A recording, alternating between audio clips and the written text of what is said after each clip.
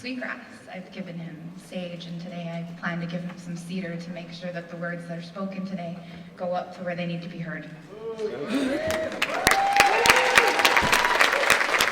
I first learned about the senator in 2015. Like many of us who were also devoted to doing the right thing, I quickly joined him in his presidential race as a delegate from South Dakota. I traveled to the DNC and got as involved as I possibly could, and eventually it led me to the occupation of my father's homelands in Standing Rock, North Dakota. Doing the right thing became the basis for this national network of organizers and people who were like-minded, and they were actually the first people to show up after the DNC to Standing Rock to help support our cause against the Dakota Access Pipeline. It was this network of doing the right thing that really embraced a lot of us. You know, Bernie Sanders was able to bring our causes to the forefront, and never in history have we had a presidential candidate support us like Bernie has. And so I really want to take the time to thank the senator, his organizations, our revolution. Deb Parker has been an amazing influence on my life, as well as Nicole Willis, who is with the Natives for Bernie team. Sorry, I'm trying not to get emotional. The Peoples for Bernie team also on the internet has been a huge influence in spreading our messages and supporting our cause. So I really want to thank a lot of my mashke that are watching now. I also want to thank everybody else who showed up and supported us during our fight and continue to support us in our fight here against what's going on in the world. I'm really proud of the consistency that the senator continues to show, and so I really want you guys to just take everything in right now, and Inaji Po, Mudakiopi, welcome, Senator Bernie Sanders.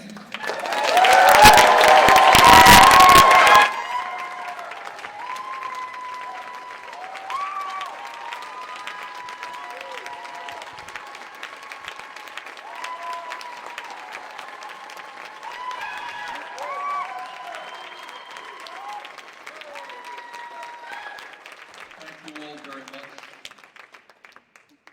for allowing me to be with you this afternoon. And it truly is an honor to be with you. And I will tell you why. The American people, especially the young people, understand very profoundly what the Native American people have gone through in their history. And you would be very surprised. I get around the country a whole lot. And you would be, I think, surprised and delighted to know how appreciative the people of this country are in general, and young people in particular, for the incredible legacy that the Native American people have given us. Your culture, your respect for the environment, your willingness to think generations in front rather than focusing on short-term profits has had a profound impact upon millions and millions of people in this country, and I thank you very much for that.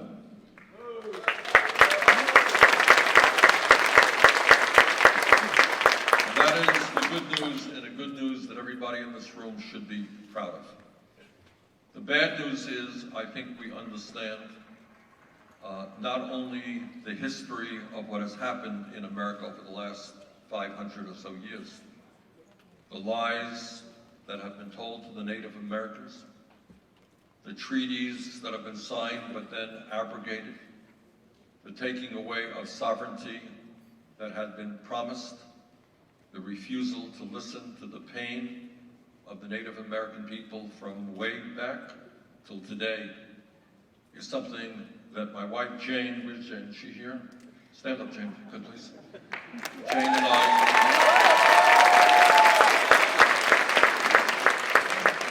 feel very strongly. And I want to say that during the last campaign I ran in 2016, we had the opportunity, quite intentionally, to visit reservations, Native American communities, because we thought it was terribly important that the plight and the suffering of the Native American people be made known to the whole country. and I'm proud of the role that I played in trying to raise consciousness about what is happening. I'll never forget going to Pine Ridge and learning that the life expectancy in that reservation is in fact where many poor third world countries are. And it is no secret to you that the healthcare system that now exists for the Native American people is nowhere near where it should be.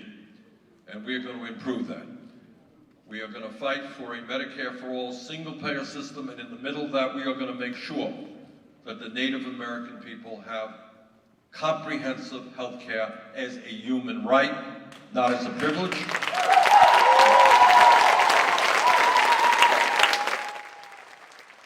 And our job is also, and I know how important it is, to protect the sacred lands of the Native American people.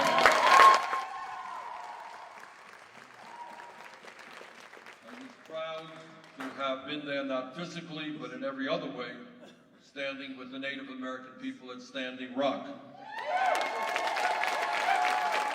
And I do that, A, because it is imperative that we respect the sovereignty and the land that is sacred to the Native American people. But in addition to that, for your children and your grandchildren and mine as well, we must do everything we can to address the existential crisis facing this planet in terms of climate change.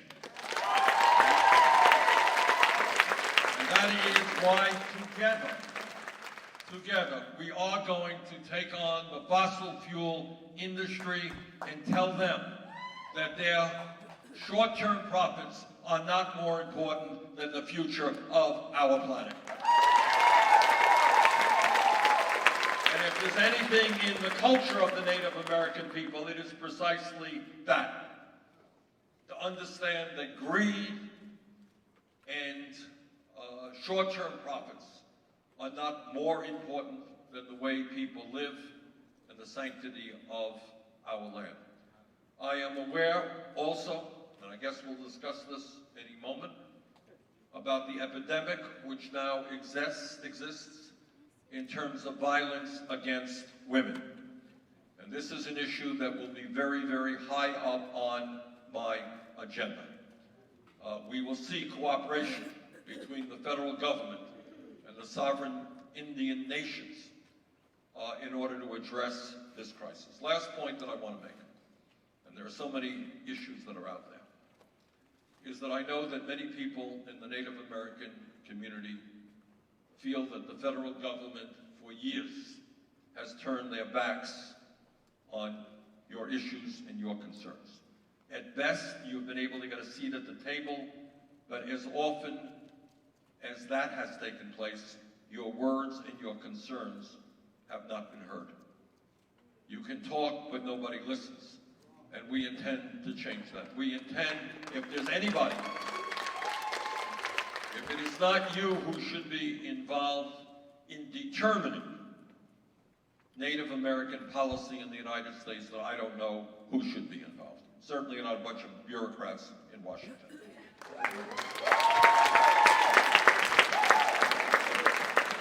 So I want to thank you all personally, and Jane has been deeply involved in these issues for years. And I want to thank you for reminding the American people about some very, very deep values that we must adhere to.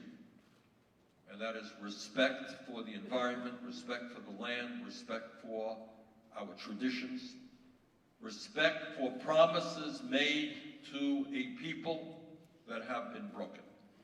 And I know it has been a long and painful history.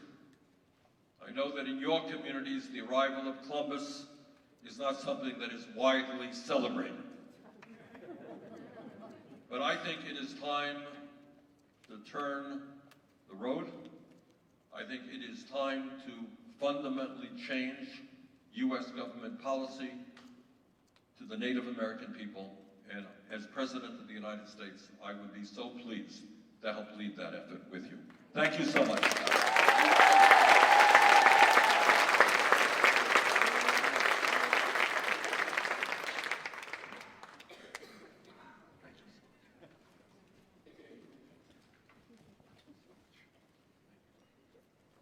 don't let me stay.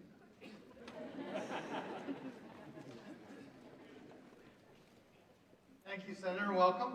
Thank you very much. We begin our questions with the words of an elder. Marcelo LeBeau.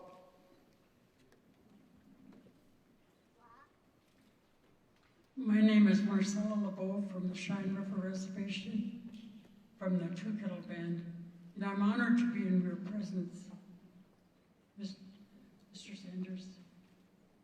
I want to say that I had the honor and privilege of being a nurse in World War II. I served in Wales, England, France, and Belgium, and that was my great honor. But I do have a question, and this relates to the massacre at Wounded Knee. And to me, my personal opinion, there's a pervasive sadness that exists on our reservation because of unresolved grief. When these 20 medals of honor were given to the 7th Cavalry soldiers at the massacre at Wounded Knee, when they killed approximately 250 women and children, and the leader who was ill with pneumonia. And so all of these things have a bearing on what the feelings and helplessness of people on our reservation, the elders, the children, everyone. And so my question is, will you support the removal of the STAIN Act? That is my question. The answer is absolutely.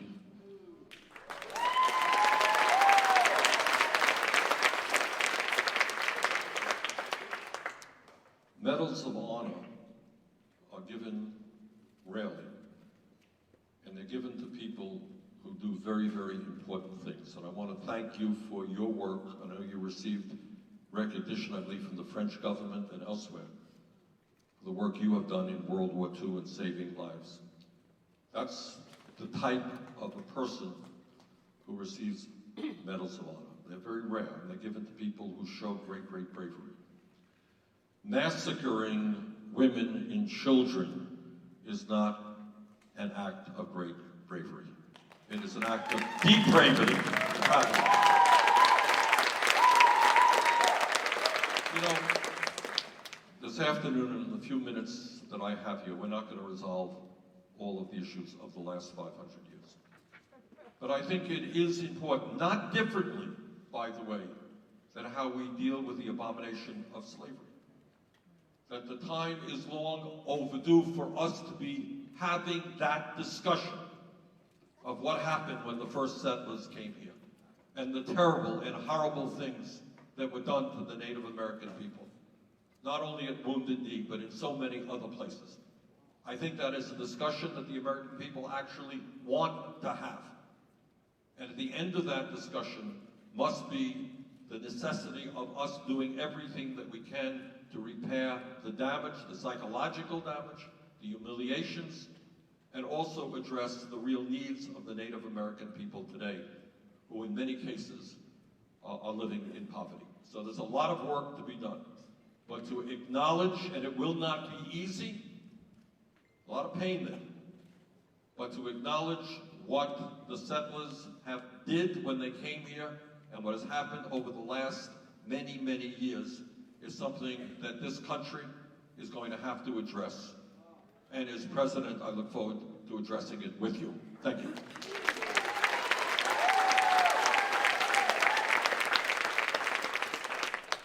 Thank you, Senator. Our next question comes from Faith Spotted Eagle.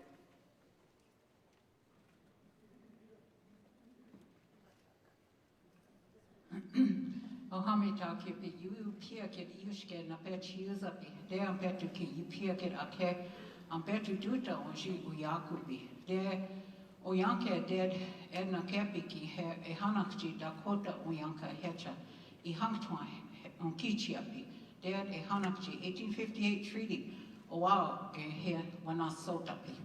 Heche deam petupi a mani agdagda ohina, imachaga, heche ohina, nawiki chijikta, ohina, heche echamukta, deam petu yupiakit na pechius papi. Bedu Washte Justice Mia. I'm a Kuchasha of the Braveheart Society. My Kushi asked me to translate for her because she is worried about her grandchildren's future and wants to preserve our language. My Kushi is Bathed Spotted Eagle Standing Stone of the Yankton. We offer you a friendly handshake from our homelands. She is 70 years old and fought for her water since her home of the White Swan was destroyed by the Fort Randall Dam on the Missouri River. She is chair of the Yankton Treaty Community member of the Braveheart Society. And she's the only Native American woman to receive an electoral vote from the President of the U.S. in 2016. This is Nakushi.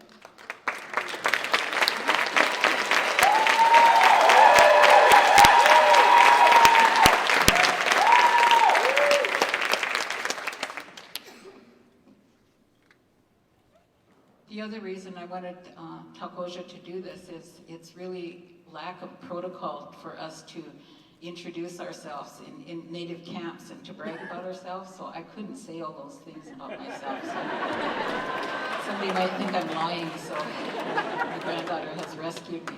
The other thing is that I wanted to show the face of the grandchildren, that this is truly what we are here for today. And us with adultism, sometimes we don't make room, so here they are.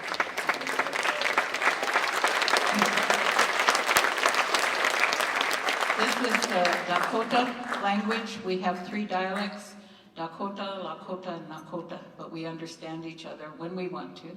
And we are from a lot of the Washichu people couldn't pronounce our names, so they call us Sioux, but we are Dakota, Lakota, Nakota.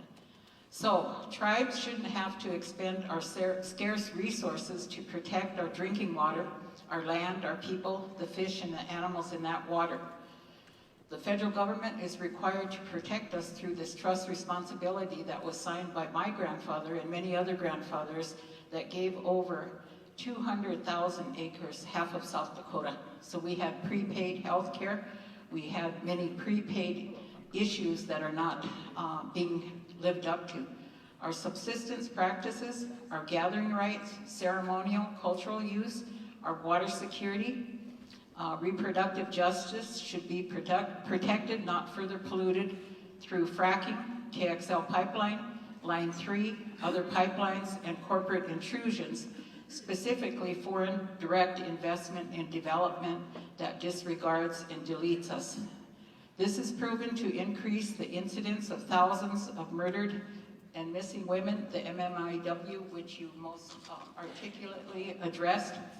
Our women are traditionally held up as keepers of the water. The first water is the medicine in the womb. Now, besides protecting our water, we are forced to prepare for the onslaught and destructive force from thousands of men in a word that is very misogynistic in nature. It's called man camps. So that word itself is very misogynistic, it's violent, and it actually, the MMIW issue is not new. The thousands of men who came to our territory in the form of the forts. I live at Fort Randall, and that was an example of the MMIW that came at the very first contact, even leading back to Columbus, who captured some of our women. So it's important to put that in perspective, but this, of course, is not just about us. This pipeline, these fracking efforts, these environmental destructions are not for our benefit, the public interest, but they actually are predator economics. They're created in a corporate purpose, which has nothing to do with the people of this land. The other thing I want to say is that as a PTSD therapist and as a person who helps people heal, the word PTSD is a misnomer. I'm thinking about renaming it CTSB, which is concurring continual traumatic stress disorder, because the trauma never ended. When we say PTSD, we act like it happened in the 1800s. It is happening every single day. The other issue that comes to mind with MMIW is that it's almost government policy that we are not grievable. So thousands of women are killed, but the corporate people say, oh, Section 106 consultation will take care of that, saying that you can't grieve, even though your baby girls have died. So that's the government policy, is that we are not grievable. That's a violation of a human right. The other thing is with endangered species, we have a whole different language, and the language is capitalism versus indigenous values. Because for us, there's no such thing as separation from animal. We have alliances of sustainable development with our relatives, and you notice that the animals are starting to attack the humans. We've had buffalo attack, we've had bear attacks, but they know that we are not living up to the alliance that we had originally, that we would protect them. They even offer their lives up so we can live. And so the animal nation knows that, and so we have to pay attention. The other thing, when we talk about the public benefit, it's really important to realize that we live in one of the most violent countries of the world. We live in systems of violence that are benevolent in nature. Indian Health Service is benevolent in nature. I'm sitting here with a knee that needs to be replaced, and it's going on 15 years, and because my limb is not destroyed enough, I'm not dying, that Indian Health Service will not honor my treaty right. So I appreciate all of you that help me as I continue to fight for this old knee. But those are the issues. Unless you are almost dead, you don't get any help from a treaty right that my grandfather and many of your people. So what we're talking about is institutional racism. So now I'll get to my question, but I know that our friend, if I can call you Bernie, has already addressed this, but I think it's a deeper issue. We had a wonderful person from the Dene Nation talk this morning, and he talked about consultation is just an artificial thing. What has to be changed is the basis of a country that considers itself a conqueror and has created laws that benefit only them. Consultation needs to be consent. And so my question for you, how will you promote and protect the exercise of tribal, inherent, Aboriginal, and treaty rights on water and public land, and further, to do an investigation of congressional review of how Fort Randall Dam was built illegally on Ihangtwa lands? That's my question. Thank you.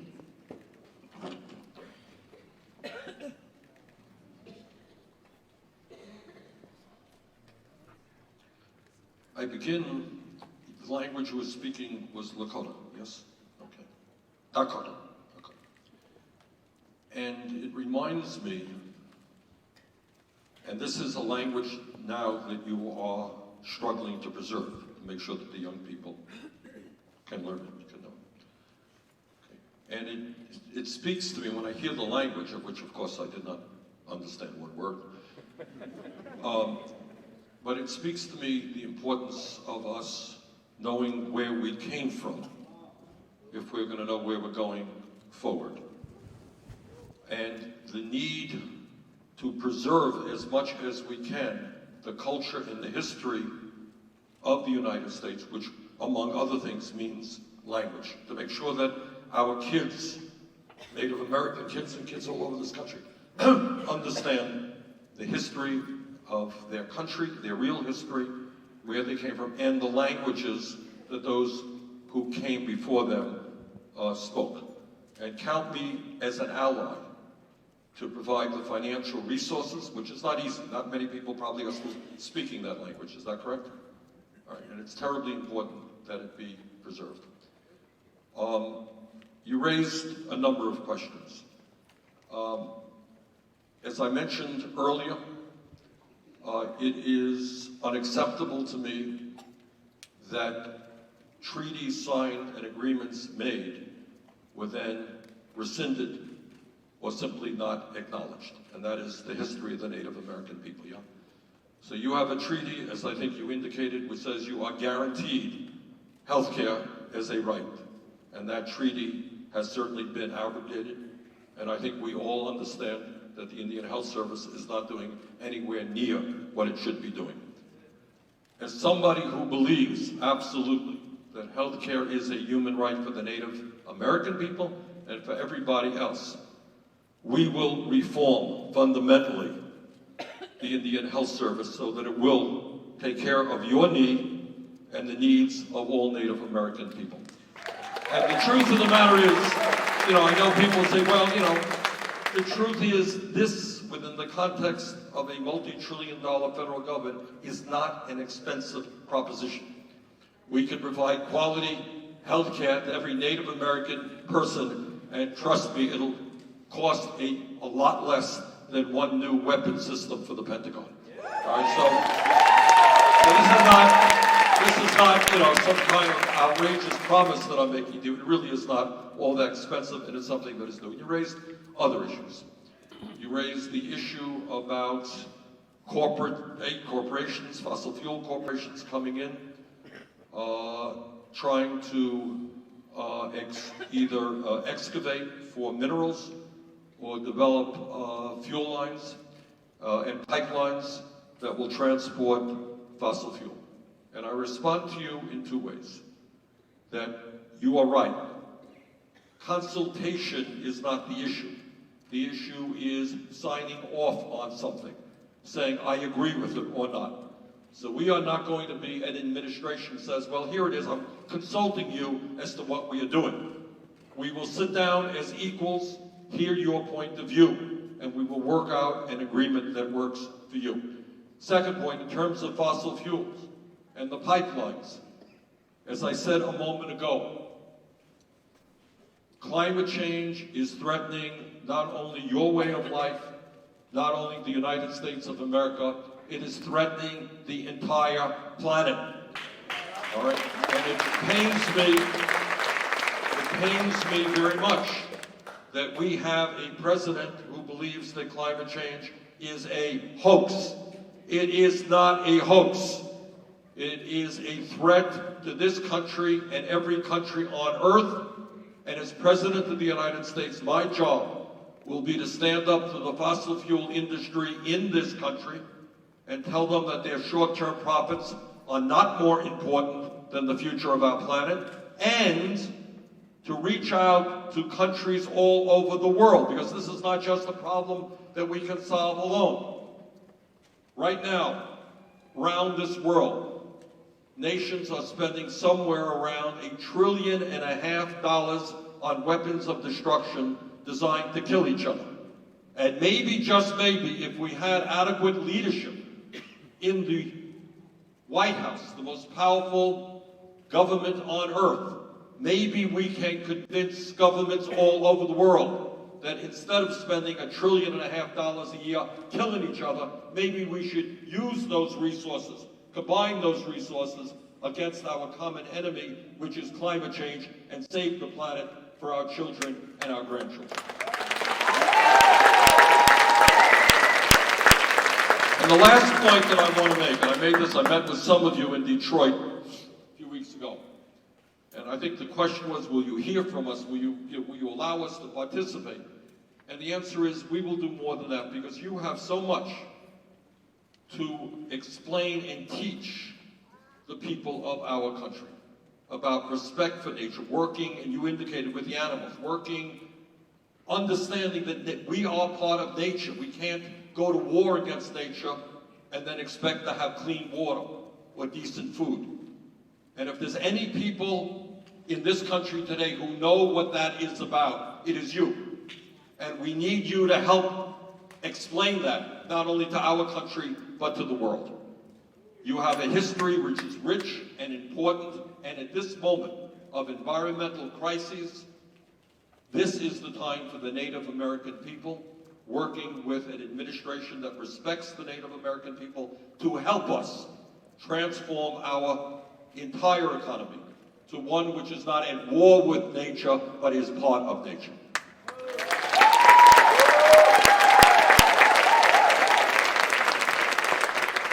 Our next question comes from Douglas Cox, the nominee.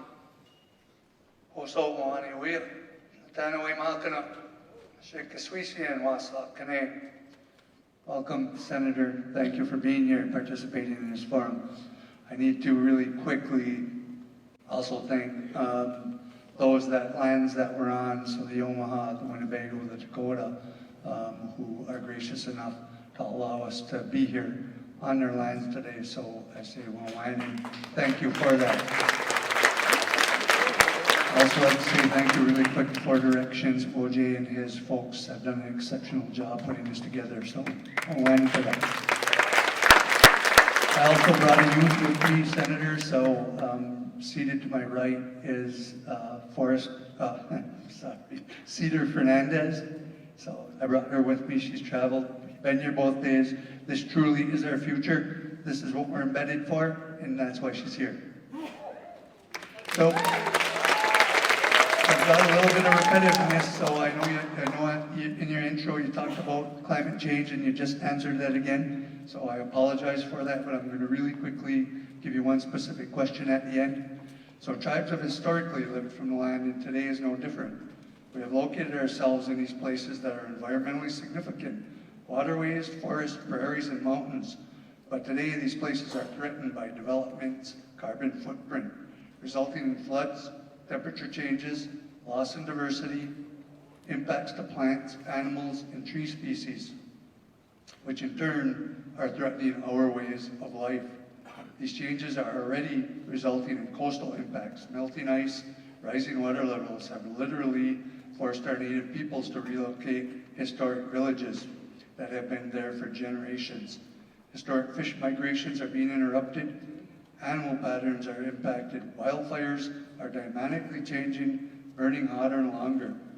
Today, tribes do not have the option of migrating to areas of historic occupation. We're limited to our reservation boundaries, which were created when our ancestors signed those treaties with the U.S. government. Case in point is our Menominee tribe, located in the Midwest and central Wisconsin. We have long been recognized for worldwide sustainable forestry practices, maintaining our diverse 250,000 acres of forest over the past hundreds of years. Now, in the face of a warming climate, invasive species, regional vegetation composition changes, our forests and our historic way of life are facing serious threats. So when you combine this, as you stated, with the current administration that's rolling back protections like the Clean Power Plan, lifting moratoriums on coal-burning power, and opening our sacred lands to minerals and energy extractions, like in Menominee's case, trying to protect our sacred Menominee River from a large mine development called the Back 40 Mine, an open pit travesty, we ask you that how will your administration take climate change and specific climate challenges faced by tribal communities? Well, in a few ways. Number one, we will respect tribal sovereignty, and we will not turn our backs as large corporations, sometimes corporations from other countries, come in and rape the land that belongs to the Native American people. That's number one. Number two, we will work with you. I mean, this is, as I mentioned, again, let me stress this again because I'm sincere in saying this. I'm not here just to say we're going to do this for you. I need you to play a leadership role in terms of sustainability. You have your people, more than any people in our country, can teach us about sustainability. All right? The Native American people did not kill thousands and thousands of buffalo because they understood that the buffalo gave them life. Am I right on that? Sustainability. You don't wipe out the trees. You don't deforest. In Brazil right now as we speak, there's massive deforestation going on which will impact the entire planet. People want to make money. They want more land for whatever they want it for. They want the trees. But what the Native American people can teach us, and I'm not an expert on it, you know more about it than I do. We need that wisdom now more than ever. This planet is right now on the verge. You talked about rising sea levels, Arctic ice melting. coastal areas flooding. July, last month, was the warmest month ever recorded. Europe having heat waves. We need to radically rethink our relationship to nature, okay? So we will protect, of course, the Native American areas, land that you own, that is yours from foreign invasion. And more than that, we have got to work together. It's not easy stuff. We got a very limited amount of time before irreparable damage is done to this planet. Okay? How do we move aggressively forward in terms of energy efficiency? How do we move forward in terms of sustainable agriculture? How do we move forward in terms of more and more solar and wind energy and other forms of sustainable technology? Not easy stuff. But that is what we are going to have to do if we're going to preserve this planet for our children and our grandchildren. And in my administration, it's not a question of listening to the Native American people. It is having you up there, up front, giving us your history and your culture about how we can work with nature and not against nature.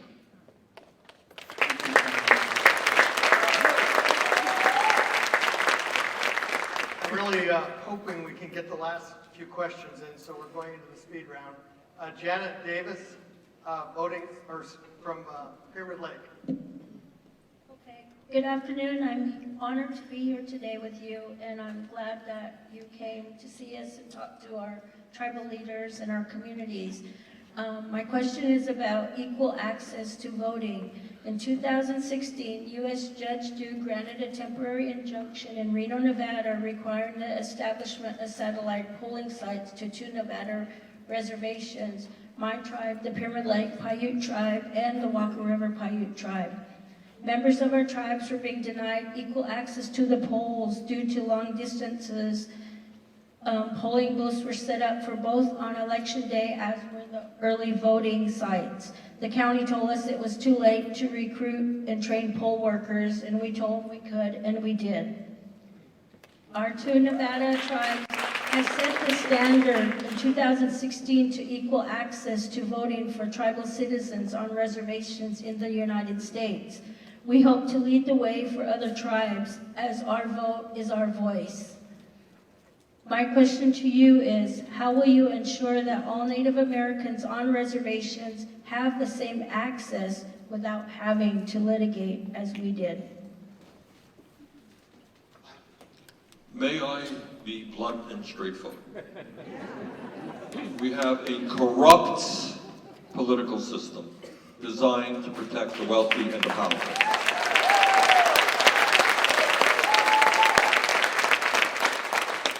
What happened to your people is just one example of the kind of voter suppression that is taking place all over this country. You would think that in a democratic society, every elected official would say, our voter turnout is not as high as we would like it to be. Many other countries have higher voting turnout rates.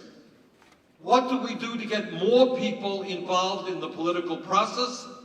How do we end up having the highest voter turnout rate of any country on earth? Because we believe in democracy, one person, one vote. All right? But what you got right now are two things. And again, I'm going to be, I guess, I don't apologize for being partisan. I am running for president of the United States, so I'll be a little bit partisan. All right. You got a Republican Party out there that really understands that they cannot win elections based on their policies. Not only their policies against the Native American people, but their policies in general. Most Americans don't believe we should give tax breaks to billionaires. Most Americans don't believe we should ignore climate change. Most Americans don't believe we should cut Social Security, Medicare, Medicaid, and education. That's not what the American people believe. That is literally the program of the Republican Party. Now, if you have a program that most people reject, how do you win elections? Well, you win elections in two ways. Number one, you create a process by which billionaires and very, very wealthy people can buy elections by being able to contribute hundreds and hundreds of millions of dollars. So issue number one is the need to overturn a disastrous Supreme Court decision called Citizens United. Billionaires do not have the right to buy elections. Democracy is one person, one vote. You get a vote, and you get a vote, and you get a vote, majority wins. Now the second thing they do is after they have their billionaire friends buying elections, then they still gotta worry because you got a lot of working people and low-income people who are prepared to vote to fight for health care for all, to make sure that all of our kids, regardless of income, can get a higher education, which is why we're fighting to make public colleges and universities tuition free. A lot of people, including me, believe that we should cancel all student debt in America.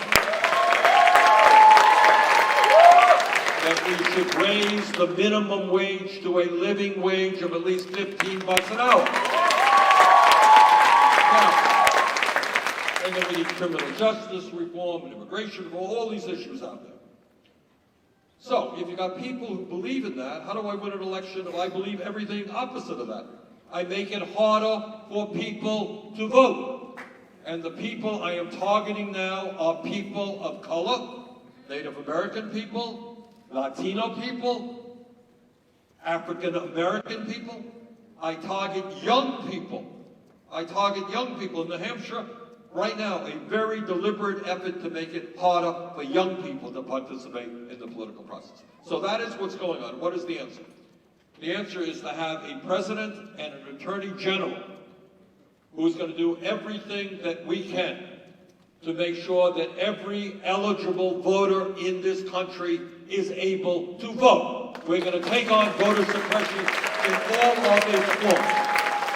And that means you don't make it impossible to get to a polling place, which was your case. It means also that we move toward a system which says very simply that in the United States of America, if you are 18 years of age or older, you have the right to vote. End of discussion. This is an issue just now. This is when it's no fun to be a moderator. I'm afraid our time has expired, and I know this is a conversation that could go on for another hour. Please give a thank you to Senator Sanders and